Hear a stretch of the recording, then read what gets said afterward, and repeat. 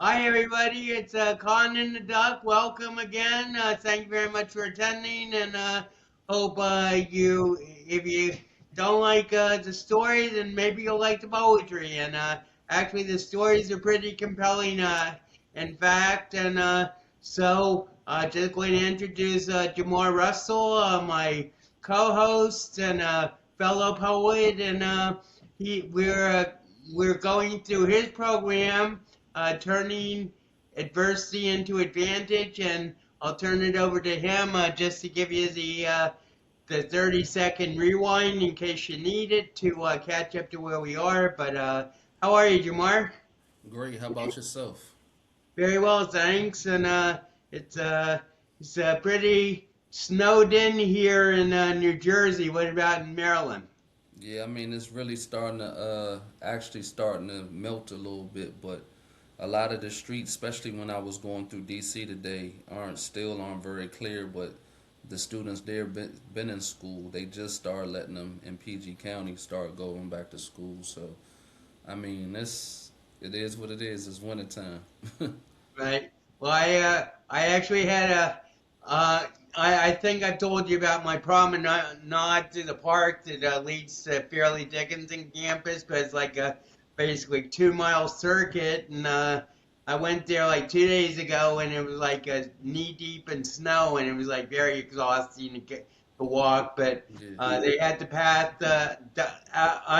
completely clear today, so did the whole circuit. And it was just like such a peaceful day. And you wouldn't believe. I don't know if this is true in Maryland, but I've just been like amazed for the last like 5 or 6 days how blue the sky is.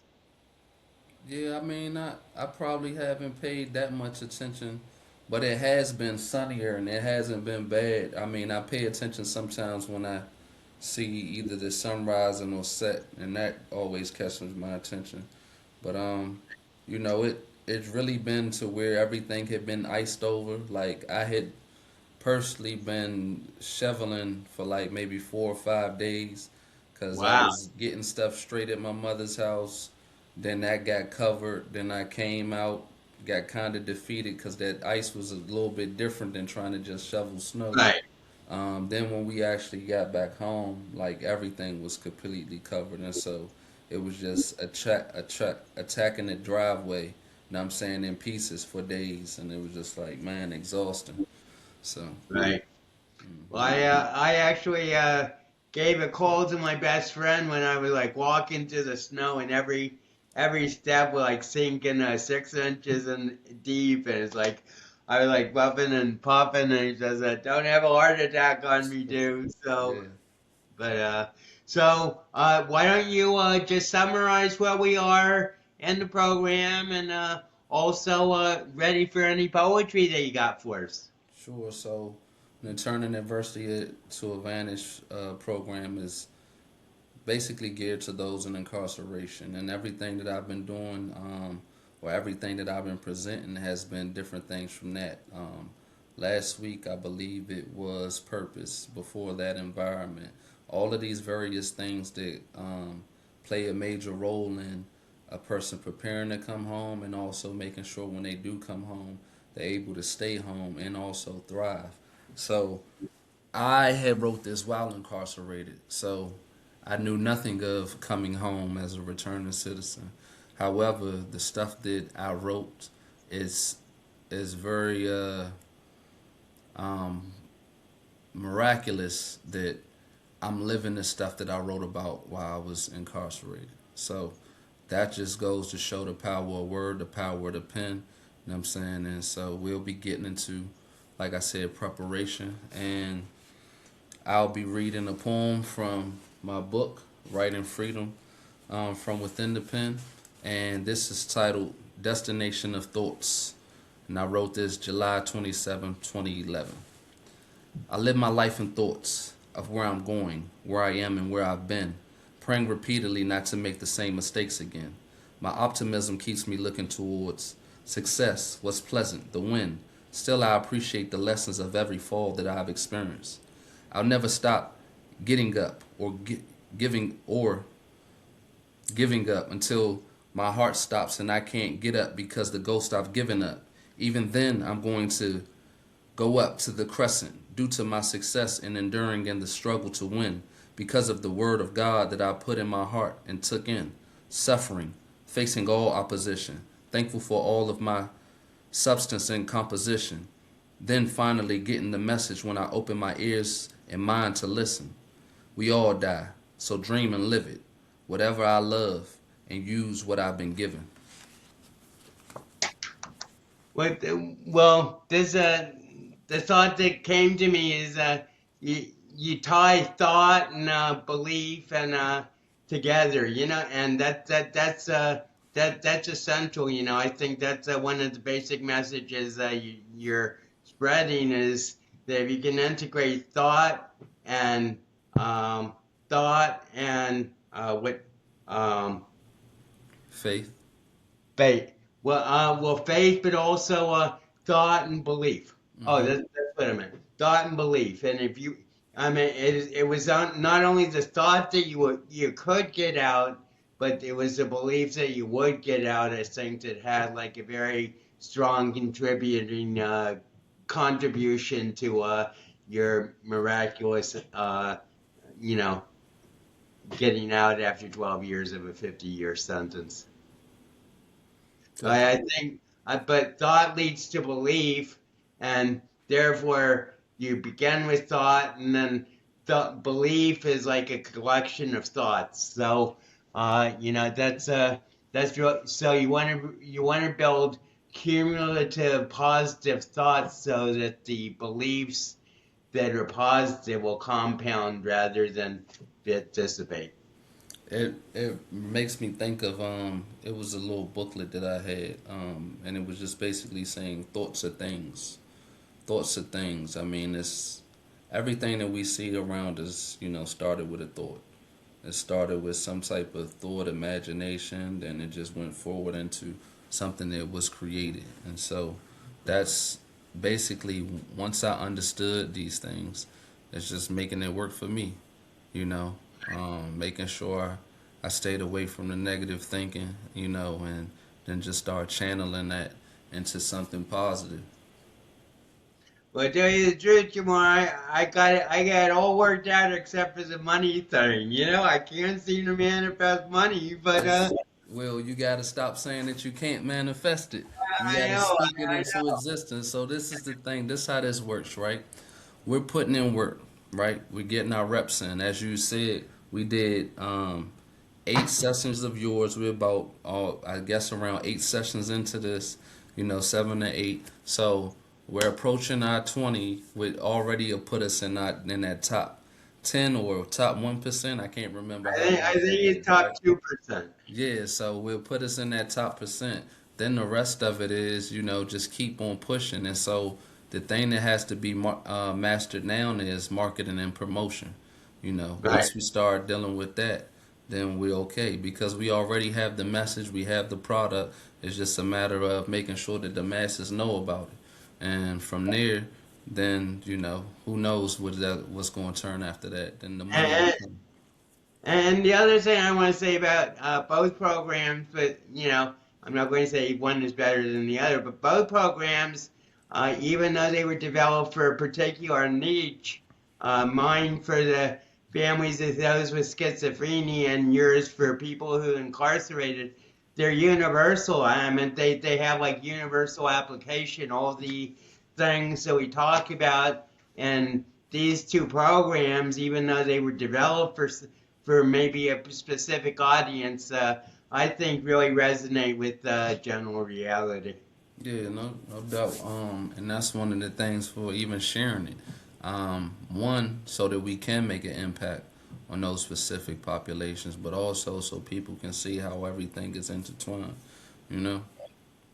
And the other thing, I meant, just from my own point of view, and I'm sure this is active in you to a degree, is just destigmatize the stereotypes of, whether it's of people in prison or mental patients. I meant, I think to me that's like one of the core purposes of this whole podcast is to destigmatize and show people that their prejudices are basically not unfounded because of whatever they're programmed to think. But so I think that's a very good thing to lead into my poem for today. All right. And I don't think I've let me see. I think I got two, so I don't think I did this one. It's called "Welcome to My Campaign Manual." Do you remember that one? Nah, I can't say I did. Okay, so I really should state at start. These verses are quantum art to help human race become smart, so each man can find tart, while women scour the husband mart, all of which just creates fart, for useless conversation is a dart, cutting to center of my heart, even to serve cranberry by Bart, whom I've not seen in years, who never gave me any sneers, telling my story, creating others' tears. Mother who faced her greatest fears, as I told the psychosis nears, beyond concept of parents and peers, when its terrifying head rears, enough to cause stampede among steers, who call us psycho and queers.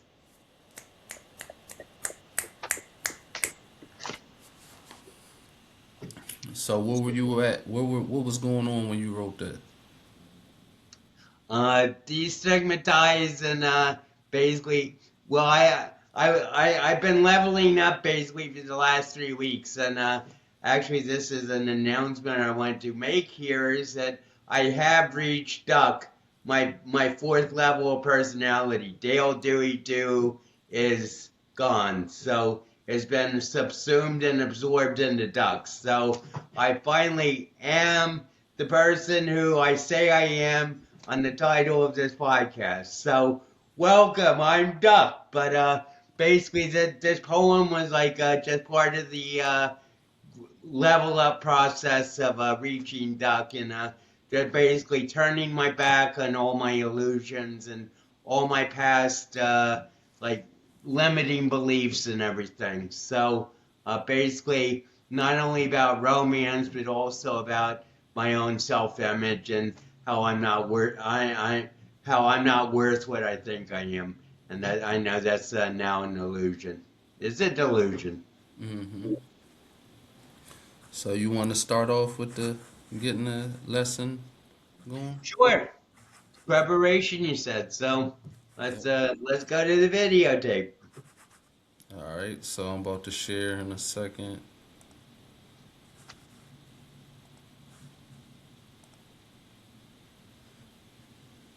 So you see it? Yep, might want to blow it up a little bit if you Yeah. can. All Yeah, right. it's good. Preparation. Unfortunately, through my time incarcerated, I've found that what people say they want often don't correspond with their actions. A common desire for an incarcerated person is to be free. Now, whether a person wants to stay free or just have another run is a different story. This confinement can help some people come to the conclusion that a change has to be made. But then what? I mean, after you have seen the error of your ways and what you shouldn't do, what do you do then? We generally have the same needs, wants, or concerns money, family, freedom, etc. So, how do you obtain these by legitimate means? What have you put in play to ensure your freedom and work towards the other things? Are you prepared to go for it right now if your freedom was granted? If not, why? I remember when I was young, someone presented me with the 5 P's. Proper preparation prevents poor performance. After that, whenever I didn't succeed or do well at something, I realized and admitted that I didn't prepare properly. There isn't much that is more important to me than regaining my freedom, keeping my freedom, and enjoying my freedom. With that said, even with the unknown variables, I can give you a pretty decent, detailed plan for how I would do those things once given the opportunity. Most of us may have made the decision of what we won't do. whatever got us incarcerated. But what will make us productive citizens without any further issues with the law? If you think of the parole board, judge, and state prosecutor as the gatekeepers to our freedom, what can you do or say to convince them to let you back into this society? I've contemplated these things. I want to be able to prove that I am more valuable in society than I am in prison at the expense of taxpayers and providing cheap labor. I encourage everyone to consider how you can use what you are passionate about to enrich the lives of others. Most successful businesses start with a business plan or mission statement. What is yours? Construction projects begin with blueprints. Habakkuk 2:2 states, "And the Lord answered me and said, Write the vision and make it plain upon tablets, that he may run that readeth it." King James Version. Write yourself into a free and successful life. After you create your plan, run it past qualified people to see if it needs to be revised due to changes in times, situations, or to avoid pitfalls. There are numerous books that you can read that can help you with planning, time management, business plans, mission statements, and I urge you to read whatever you can to prepare for the challenges ahead. Remember, proper preparation prevents poor performance. I don't think we can afford to perform properly next time, so why chance it? The exercises with that is to write out the 5 P's, which is proper preparation prevents poor performance. Write down what that means to you, how you can apply the 5 P's to your life, and write out how you have prepared for your freedom or success in life. So I'll stop sharing that. And, Makes that's me just, think. that's, I think it's a stoic statement. Victory goes to those who are prepared, who are most prepared. I mean, I look at even returning to society, right? So a lot of the men who have came through the reentry program have been men who have been down for 20, 30 years, you know, 20 plus, 30 plus. And these men have lived long enough to be able to learn in there how to move, value. And then also, they kind of just aged out of stuff. That's what happens with maturity. Like, there's various things, and I mentioned the meaning of life that was put out by the Sentencing Project. I still don't remember. I believe it's like Mark Meyer or something like that who authored it. I have to look it up. And in Nicole, excuse me, I was about to say Nicole, but in Michelle Alexander books, The New Jim Crow, they talk about the statistics or different things which lower recidivism. And after a decade, it lowers. After 15 years, it lowers. These are the things. But in far as in preparation, these men have been living a certain way in prison because, of course, if you keep on going to the hole, doing crazy stuff, that just lets you know that there's something wrong. However, after time, a person doesn't want to continually disrupt their way of living, even if it is in less than desirable situations. You don't want to make it worse. So they basically are able to transfer that out here. For myself, the thing that I said in there when I talk about looking at the gatekeepers, the judge, the prosecutor, the parole board, they're used to seeing people have certificates from whatever programming it is. They're used to seeing, okay, a person has a decent institutional record. So for me, it was, how do I go above and beyond that? How do I show? And that was one of the things, like, these are, like, that's volume 1, that's volume 2.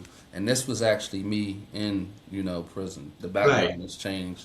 But it was those type of things, putting out different works. Of course, I went ahead and did all of the programming as well, which added to my personal development. But then it was like, all right, read everything that I could. Start learning about that, learning about what the things is that I wanted to do. Whether it was, for me, I always had plans to get into real estate. Learn that. But of course, before I got that, how do I get to that point? So it's still just executing that plan because I didn't want to get to my freedom and didn't know what to do afterwards. And because that's how a person to get tripped up. It's just, and I seen brothers in there, they'd just be law library, they want to fight their case, everything be that. But then it's like, then what? You know. Now some could go on and become paralegals, which would be great if that's the route that you want to take. But you would have to been good. You would have had to get somebody out, win some type of cases while you in there. Right, right. Be well at putting together some motions or petitions. But however, it's still all right. Then what? So these are the Well, things that you are know, key. what you're talking about is true. I mean, it's much more immediate if you're incarcerated, but it's true for everybody. I mean, this is like one of the things that I deal with is like, what do I really want? I mean, like, you had like a very concrete and uh, focused idea of what you wanted, which was freedom, and you develop these programs in order to get ready for that freedom when it happened, even though you didn't know it was going to happen.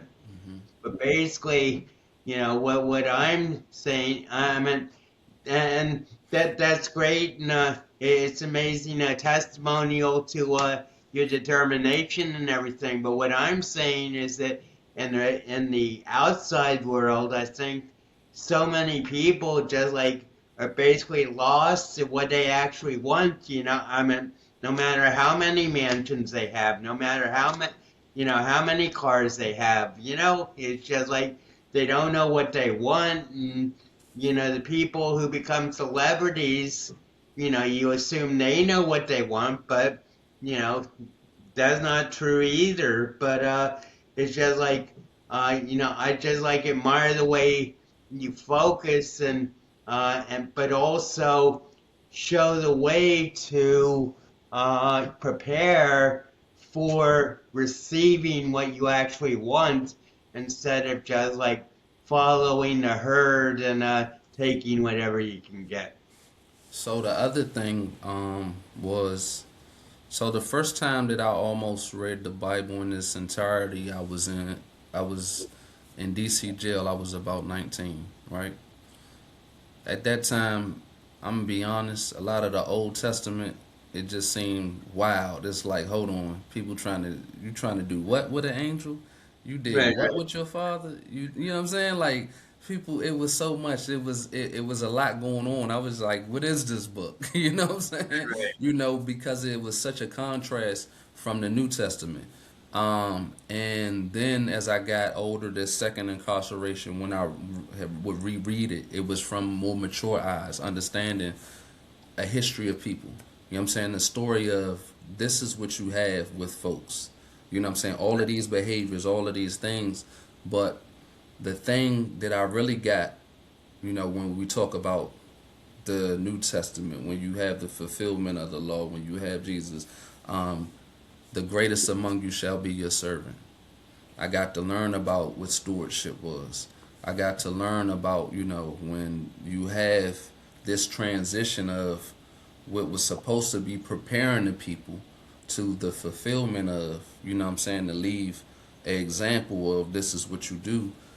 It came to that. And reading all of these other books about great people is they serve greatly. So for me, it was okay. I know what I need to do with purpose is service. You know what I'm saying? right. And then the rest of it, stewardship, because this is not mine. All of this, it will return to the dust, return to the earth. You know what I'm saying? Spirit go wherever the energy goes. That's the stuff that I don't know. You know what I'm saying? That's beyond me. You It's the know. moment where Joseph gets out of jail and becomes the head of And Pharaoh's. then that's the other part, right? That was it. That was a great example. Like when we talking about the Old Testament, like that was the prime example of what I should have been doing and what I attempted to do.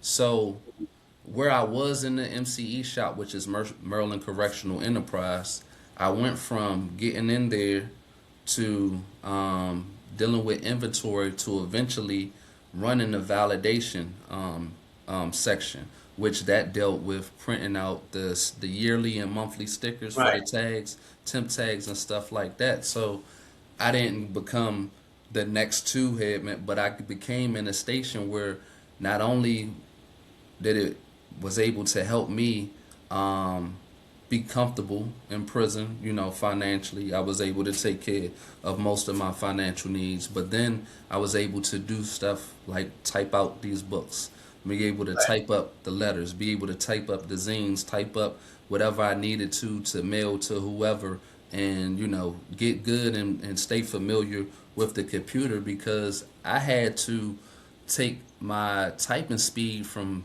next to nothing to something because I wasn't, that wasn't something that I was doing. Like people, I mean, I'm not sure about anybody else, but I was in the streets. So, me having to Right. type a whole lot it wasn't in the job description. But to tell you the truth, Jamar, I've written 6 novels and 5,500 poems with basically unpacked. Yeah. So Well, I I had, don't have a lot of speed, but what I've done is I've synchronized how fast I think with how fast I can type. well, that's great. I just knew that I had one of the things that I thought because I was like, I'm gonna learn this law. I'm gonna type up, do whatever, and ain't none of that go that way. I got my typewriter, right, which wasn't the word processor because the word processors that help you out, Right, right. get everything. But I got a regular typewriter because that was what was in my budget, and got my paid for my transcripts and everything. Wasn't able to read my transcripts for like 18 months, damn near 2 years, because it was so emotional charged and I was Right. typing so slow. So eventually, that was one of the things that they offered at the library that I could actually get on. I believe it's Mavis Beacon and do the little Right. typing exercise. And so I might have took my typing speed from 20 words a minute to 40, so it was just things that I needed to do so that I could be more efficient at, and efficiency is key. Making sure the proper use of time, making sure it's not taking forever. And these are the things that I got to learn and practice. And me knowing that I was coming into a world where technology is everything, I needed to be, familiar with computers. So that though I'm not next to number two to Pharaoh yet. All right, that was But the you are motto. out of prison. That was the motto, And and Joseph took a I'm gonna little stay while. away from Potiphar's wife. Yeah, absolutely. Yeah, yeah. So that's the rest of it because now I see, and I was talking to a good brother Alexander today with the work that we're doing as far as the returning citizen population, the incarcerated population, is something that's needed because it's been lacking. And so I'm going to do what I can to blow up this right and freedom program to make sure that it's touching in the facilities because um, we need better citizens out here, right? Right. And there are some good men behind the walls that just need a chance, and we're able to equip more people. And I truly believe in investing in people.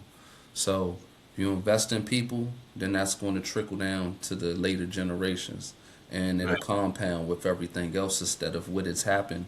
Um, what I believe it happened through the crack epidemic, where a lot of men were taken off the streets, a lot of people became addict, and then you infuse that with uh, the propaganda of what it is to be gangster street and stuff Plus like the that. AIDS. Plus AIDS. AIDS, AIDS and crack were very hooked up yeah, because very in the '80s it blew up everything. So right. But what's yeah, one thing I noticed about your essay today was your emphasis on being a productive citizen, and I that just sort of like jumped out at me as like that to me is like the would seem to be like the goal of a responsible person who's incarcerated. To be a productive citizen, but just like to contrast, not being incarcerated with just like being out in the world. It just sort of like hit me that a lot of people don't care about being productive citizens. They just want to like, use their freedom for whatever, whatever fucking thing they can get away with, and so I just like, I just like admired I just like picked up and admired your like focus on getting your audience to be productive citizens, because that's the most important first step to basically being in freedom to me.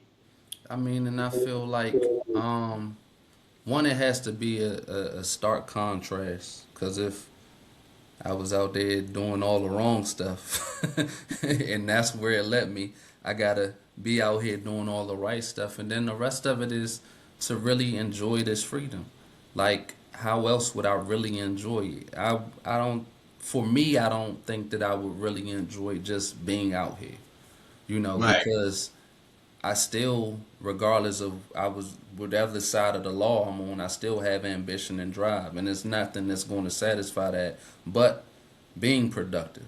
On one side it was selling drugs and guns and making money and getting high and living that Right. life. But on this Doing side, the devil's work. yeah. So on this side, it has to be service and helping. You know, being productive in this way, and it's like the stuff that I thought was money at the time was not. It's not money. Then the goal isn't even the same. It's not even about the money. Sure, the increase in profit or increase of resources can help with other things, but that's just so that I can experience more in life, be able to show people more, be able to teach people, by sharing more with these resources. Like I wouldn't be able to do this, if Right. I wasn't doing that. Like you gotta think, I still gotta own a computer, right? Right. Or a Right. phone, At least the phone. had to pay for the Wi-Fi, so all of these things, and then it's a choice of what to do with time.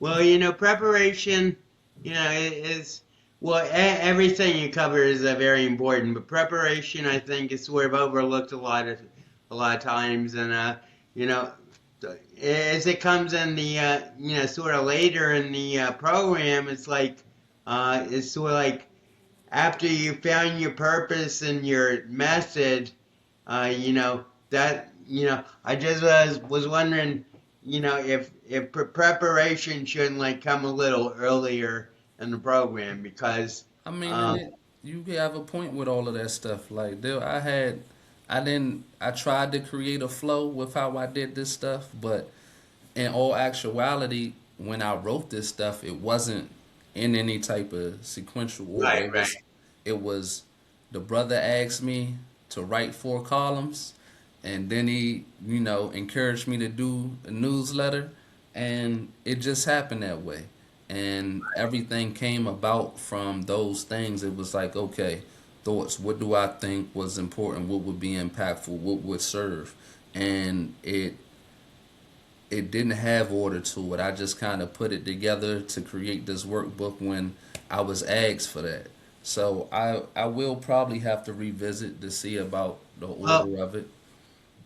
just I just like to ask our readers, I mean, like, from what or our listeners, from what you heard, Hmm. um, we're going to list the shows so far, and if you're interested in like input, we'd be very interested in seeing like what order you think, that the program should be in. But that I meant that this isn't to undermine the program at all, obviously, but I'm just And saying preparation yeah. is like an essential foundation for everything else. And then I think one of the reasons why I did the writing or what's free, first is because that's the foundation of everything that I do, is Right. writing and stuff like that. But it's one of those things too with this type of order. It makes it to where, all the good stuff is not front loaded or in the back, so it gives a good little mixture. And what I would love is, do you know who Meek Mills is? I'm not sure. Well, Meek Mills is a rapper out of Philly, so not that far from you. Well, nah, cause you in North Jersey. That's more towards I, South I, Jersey. Yeah, yeah. so he's a rapper out of Philly, and he did this song called "What's Free" because he had got incarcerated due to some violation of probation, which initiated from him just popping willies on a dirt bike. Right, right, So the fact that he was on probation for an extended period of time and then violated, it was all just real crazy. But I mean, that's a lot of things dealing with the justice system, criminal justice system. Certain things just aren't, the punishment don't match the crime right, in right. situations. And of course, if you from certain places and you look a certain way, then it's going to be what it be. Um, but however, when he came home from his incarceration and some other people were for him, and like, you know, I guess for some people a day is too long, but for people that done years, I'm like, man, them little punk ass months that you done did, like whatever. Right, But still, it take away. Then when you talking about somebody that's a rapper that has money, it's like I'm sure your bit wasn't as bad as somebody that may have lost everything or doesn't have the fam. Because I've learned of people incarcerated where they had nobody, so they right. living off the land. You know what I'm saying? And then they may have an addiction on top of that. So those are people that of course, you gotta understand them. They may not even let you know, but they can also be dangerous. Because what a person that has nothing to lose is gonna do, you know. So Right. but yeah, with this situation though, it was enough to affect things, and still not being around your family for whatever period of time is something terrible. So it motivated him to do that song. It also had other And what song rappers. is that? I'm sorry. What's the song? It's called What's Free on his Champion album, and I Oh, speak about that in that one of the earlier chapters. And you have also Rick Ross and Jay-Z on the songs, and so they really break down going into certain things, and it's a good one. So it I mention that because I would love for a person that, as they're reading that or going over those exercises, to actually listen to that song, because that has to be determined. Just like we're talking about preparation, but what are you preparing for? Like, you right, still have to define what freedom is. Like, these things you still have to visualize, you still have to know what it is that you're preparing for, because proper preparation for what? right. You understand? And see, that was the whole thing. That's why I said in the beginning of this, people will say they want their freedom, but their actions may not align with it. If you know what I'm saying, in the joint doing all types of crazy stuff, and you say you want your freedom, you know what I'm Right. saying? Like, for what? To come back? If your plans is to come back out and sell some dope or rob or, what I'm saying, pimp or whatever, you you want your freedom for what? To do what? Because that type of behavior and those actions, you know, they lead back to the penitentiary. They lead to death. They lead to all types of tragedy. So it's like, all right, you want to be free. What you preparing for? And are you So really trying to stay free? I don't mean to interrupt his train of thought, but this did come up, and I am very curious about it. Could you talk about addiction in prison? I meant, like, how prevalent is it? I meant, how does it how is it, like, tolerated? How is it, like, propagated? I meant, I don't know if this is something that we can really talk about, but it was just like it's something that you mentioned, and it caught my attention because addiction is hard enough on the outside, and I'm just like curious about the well the the methodology, and how addiction actually is encouraged or allowed in prison. Well, of course, I mean, it's not allowed, but it's still It's it's like this, right? You got a population of criminals, who was doing a whole lot on the street to break the law. And one of the things about those that have addiction, a person could talk bad about a crackhead or a dope fiend, but those are people that will potentially make more money than most people in a day so that they can feed their habit. By what means they do it, I don't know. It can vary. So you're in a spot where you still get prescription drugs, certain ones which can be abused too, because people will put that together to make whatever the concoction that they, what I'm saying, Mike, because you get a high. Right. Um, but then there's the other drugs that may get smuggled or things that's made. Like I learned how to make wine in prison. You know what I'm saying? So that continued on with my uh, the use of alcohol. So then that becomes abused. Then it comes to where people learn how to even burn the regular wine to make clear, which is more like a moonshine, which what I'm saying can hit a little bit harder. And then you have the Suboxone. The Suboxone, which is supposed to be something that helps anybody that has an opioid addiction, but it's just as addictive. Just like those that Right. have heroin addictions and they have them go to the methadone clinic, the methadone becomes addictive. You know what I'm saying? And it's supposed to be used to wean people off, but it can be abused just the same. And that's something that's easily more and more prevalent that's in the system than getting some of the street drugs. Um, that K2, which I think we mentioned that before, but I couldn't necessarily give you a definition of what it was. It's just, you know, Right. it's something that it gets smoked and, or whether it's tobacco or whatever, man, people will find things and have different things in which they're able to, make a move or whatever. Because one, drugs are very profitable and people need money in prison because sometimes things are overpriced or you just don't get paid enough in the state jobs to even afford things to be comfortable. And then you have those that had their addictions that never stopped and so Right. they have to continuously feed their addiction because if not, then they'll be bad off.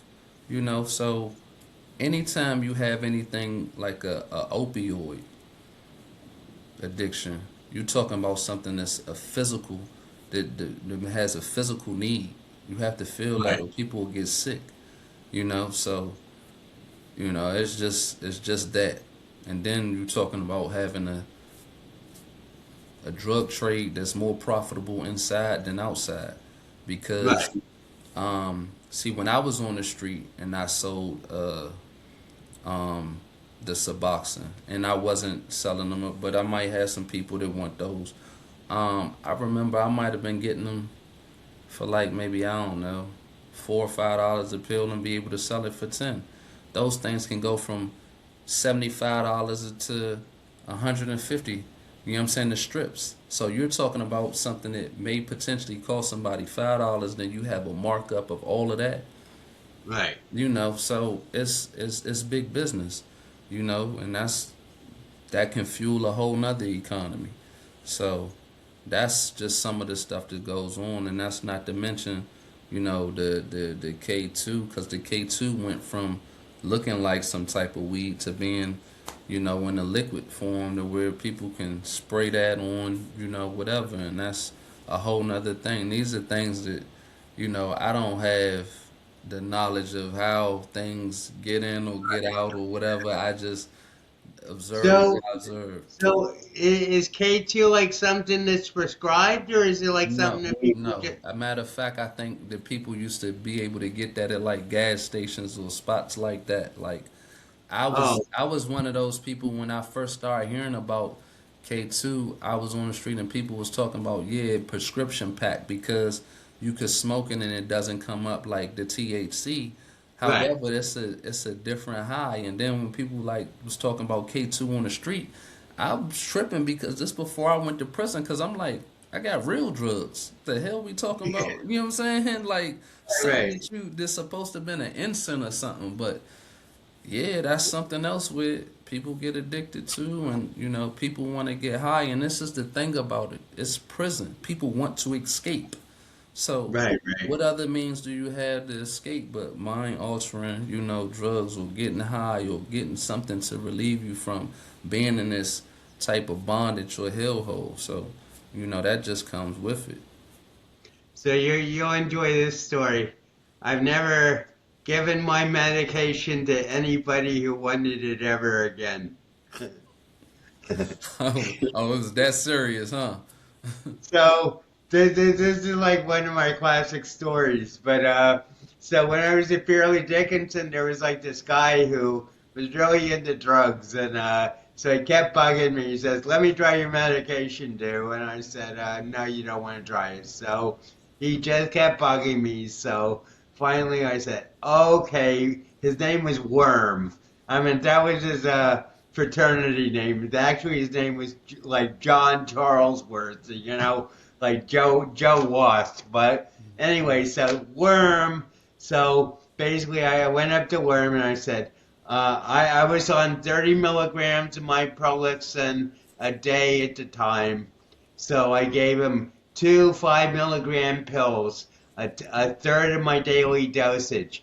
And this was also as an experiment to see if these drugs were as powerful as I thought they were. So because like Worm was like an experienced druggie, so I figured if it affected him, then it was the real deal. So anyway, he I give it to him. I give him two 5 milligram pills and a side effect medication in case he needs it. So he goes home, jumps on his bed, takes the first pill, and he's playing Nintendo. And after 15 minutes, he realizes he can't move anything but his thumbs.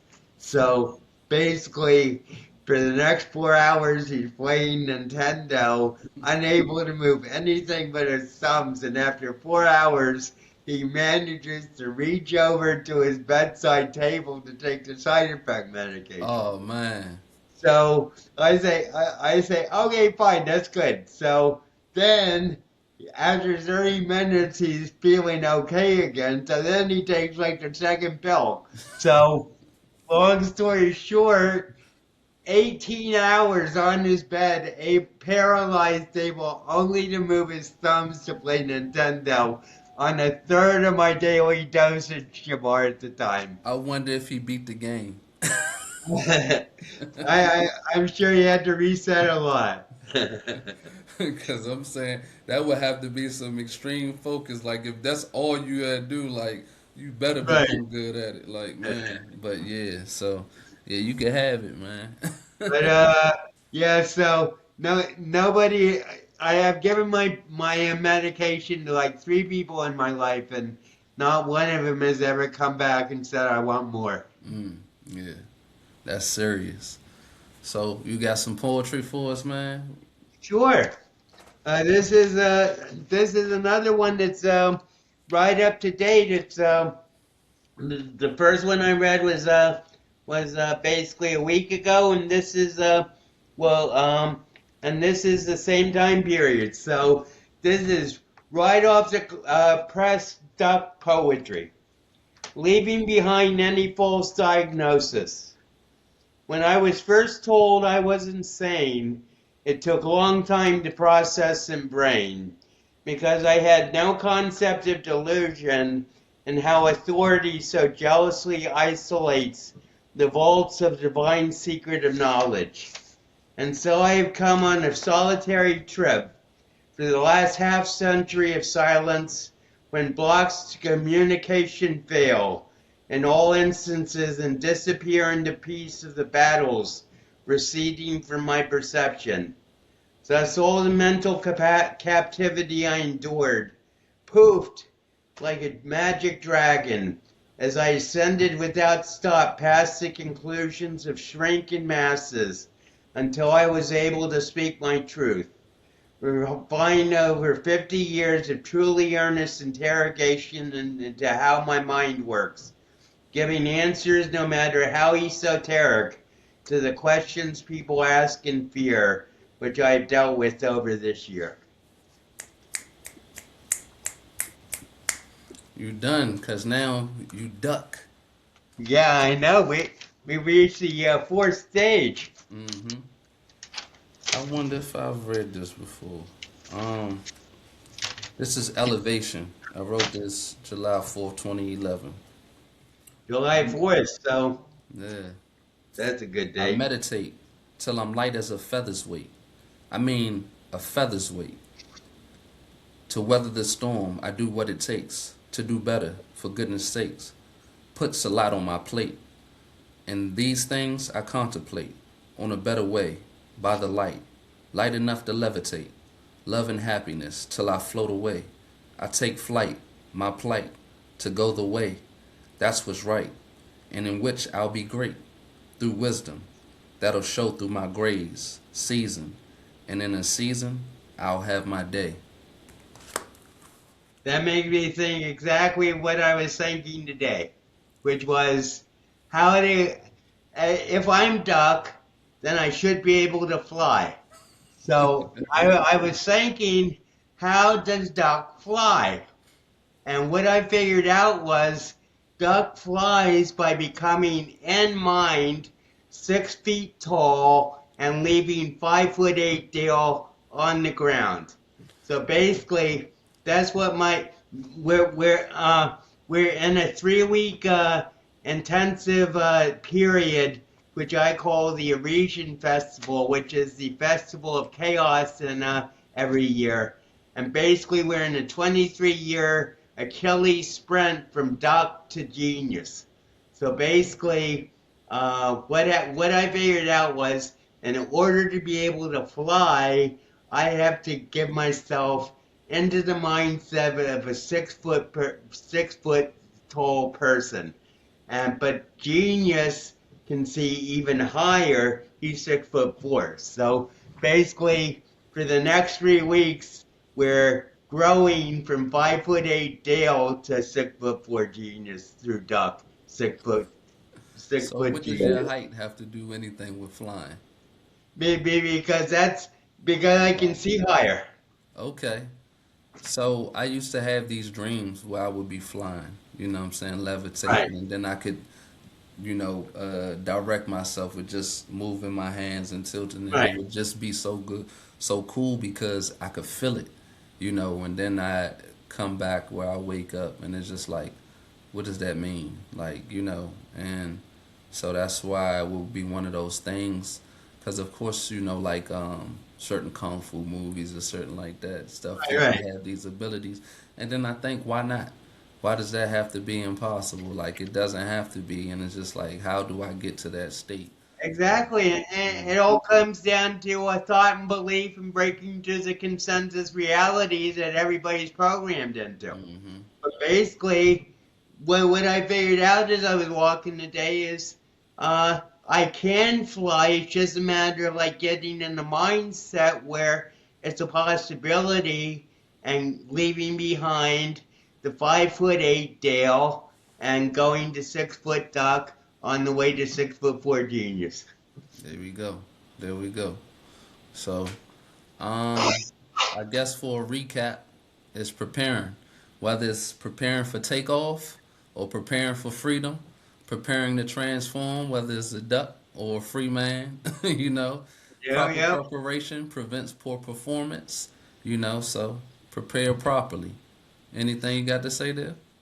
I think that about sums it up. And thanks again, Jamar, and everybody. If you enjoyed this, subscribe and help build our algorithm. I know that everybody says the algorithm is everything, but I believe that people listening is really the key. And so if you tune in, please enjoy and have a great day, Jamar. And thanks a lot. And we'll talk to you soon. All right.